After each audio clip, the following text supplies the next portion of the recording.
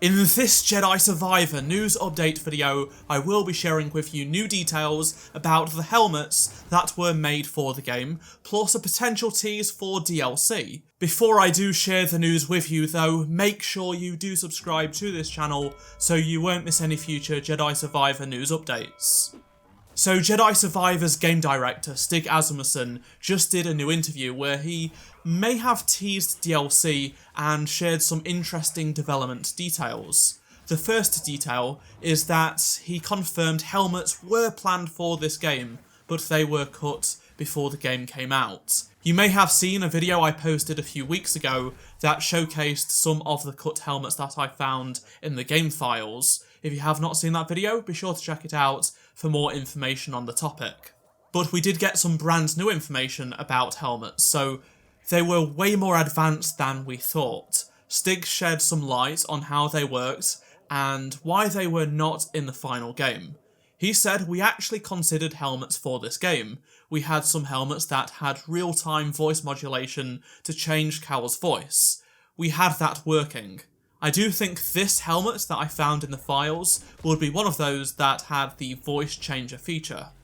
As for the reason for why we don't have them in the game, Stig says that there were too many problems with how they would script the performance in certain scenes, especially the emotional ones, and even the kisses. Because Respawn want to let you use what you found and chose for your customization, they didn't just want you to go from playing with a helmet on to just taking it off every time a cutscene was played.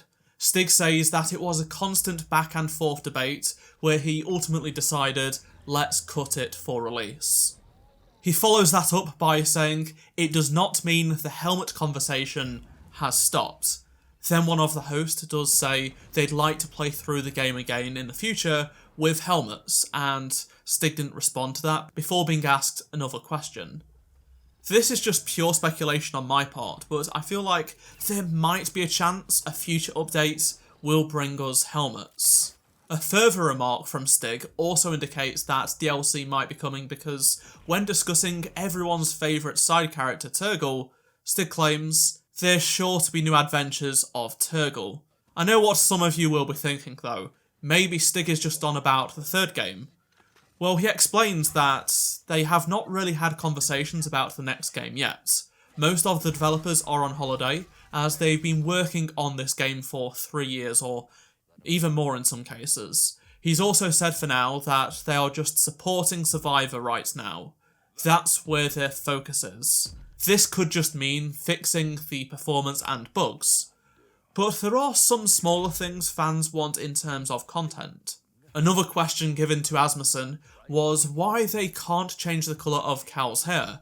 Well, he said Cal's ginger hair is what's most iconic about him. You can't mistake him for someone else when he has that ginger hair. It was a deliberate decision not to have colour options for his hair, so you still know it's Cal at all times. As for some other development stories, Stig says that they got dual wield fully working in just 6 to 8 weeks after Fallen Order came out. That just shows how close they are to getting that into Fallen Order. They really wanted it in that game, but just ran out of time to make it a full stance and polish it.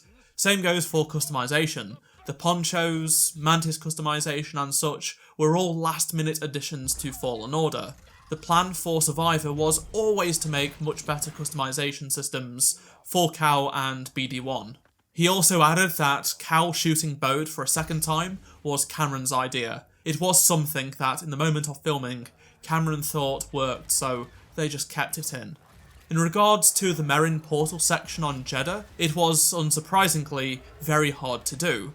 This part of the game was in development the longest amount of time than any other part of the game. The team were questioning themselves whether it was going too far, but they managed to deliver something absolutely incredible that fans love. I'd love to hear your thoughts on anything I've talked about in this video, so please do let me know down in the comment section below your thoughts. If you did enjoy this video, please do drop a like to help support the channel, and subscribe so you don't miss any future news updates for this game. If you did miss any of my previous videos, click on the playlist on screen right now, and I shall see you in my next video. Goodbye.